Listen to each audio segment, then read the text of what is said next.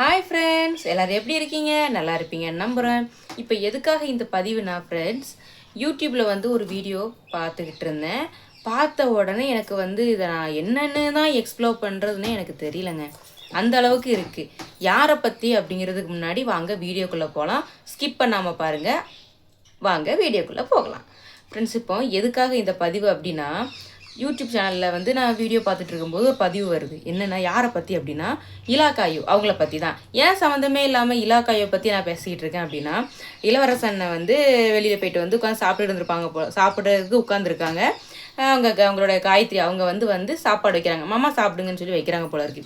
நீ தள்ளிப்போ, உன் மூஞ்ச பார்த்தாலே என்னதே எருமச்சாணி மாதிரி இருக்குது, தள்ளிப்போ அப்படின்னு சொல்லி இளவரசன் காயத்ரி அவங்கள இளவரசனை உன் மூஞ்ச பார்க்க எருமச்சாணி மாதிரி இருக்குது, தூரப்போ, இப்படின்னு தான் சாப்பிடவே முடியாது அப்படின்னு சொல்லி பேசிட்டாங்க போல இருக்குது.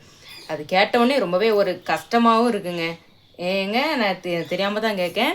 அதாவது நீங்கள் கோயிலுக்கு போகும்போதோ இல்லை ஃபங்க்ஷனுக்கு போகும்போதோ சம்திங் எந்த இடத்துக்கு போகும்போதோ அவங்க ஒரு சுடிதாரோ சாரியோ கட்டி போனாங்கன்னா அவங்க என்ன சொல்கிறீங்க? தங்கமயிலு அப்படியே ஐஸ்வர்யா ராய் மாதிரி இருக்க, தங்கமயிலு அப்படியே ஸ்ரேயா மாதிரி இருக்க, தங்கமயிலு.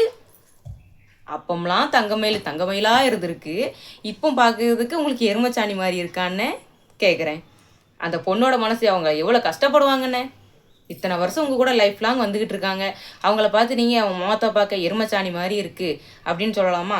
சரி, அவங்க முகம் எருமச்சாணினா அப்போ உங்கள் முகம் என்னென்ன? தயவு செஞ்சு அவங்கள கஷ்டப்படுத்தாதீங்க.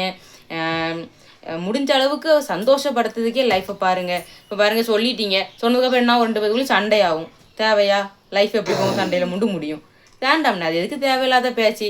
ஸோ சந்தோஷமான லைஃபு சந்தோஷமாக இருந்துட்டு போங்க. வீடியோ பார்க்குற உங்களுக்கும் நான் சொல்கிறேன், இருக்கிறது ஒரு லைஃபுங்க. அது ஏங்க நம்ம மற்றவங்க மனசு கஷ்டப்படுத்த மாதிரி பேசிக்கிட்டு. ஸோ முடிஞ்ச அளவு எல்லாருக்கும் ஒரு ஹாப்பி, ஒரு சந்தோஷம், ரெண்டும் ஒன்று தான். சாய் கமெண்ட் திட்டி போடாதீங்க, ஃப்ளோவில் வருது, தப்பாக நினச்சிக்காதீங்க சரிங்களா? முடிஞ்ச அளவு சந்தோஷமான வாழ்க்கையை வாழ்கிறதுக்கு எல்லோரும் ட்ரை பண்ணுங்க. எனக்கு இந்த பதிவு சொல்லணும்னு தோணுச்சு. முக்கியமாக இலாக்காயும் உங்களுக்காக தான். ஸோ உங்கள் சேனலில் கிட்டத்தட்ட 2 மில்லியன் மேலே வச்சுருக்கிறீங்க. ஸோ நல்ல ஒரு விஷயம். ஸோ அதை அப்படியே கீப்டப் பண்ணி மக்களுக்கு நல்ல விஷயத்த கொடுங்க.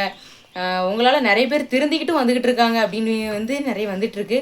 ஸோ அதுவும் நல்லபடியாக போய்கிட்டு இருக்கு. ஸோ இந்த மாதிரி வீடியோக்களை கொஞ்சம் அவாய்ட் பண்ணி 2 பேர் சந்தோஷமான லைஃப்பை வாழுங்க சரிங்களா? இந்த மாதிரி தயவு செஞ்சு பேசாதீங்க சரிங்களா? ஒரு தங்கச்சியாக நான் சொல்கிற ஒரு சின்ன ஒரு வயசு தப்பாக இருந்தால் மன்னிச்சிக்கோங்க சரிங்க. அந்த வீடியோ எனக்கு சொல்லணும்னு தோணுச்சு, அதனால தான். ஸோ அந்த வீடியோ பிடிச்சா லைக் பண்ணுங்கள், ஷேர் பண்ணுங்கள், சப்ஸ்கிரைப் பண்ணுங்கள். முக்கியமாக நம்மளுடைய சேனலுக்கு உங்களே ஆதரவு கொடுங்க. பாய்ங்க.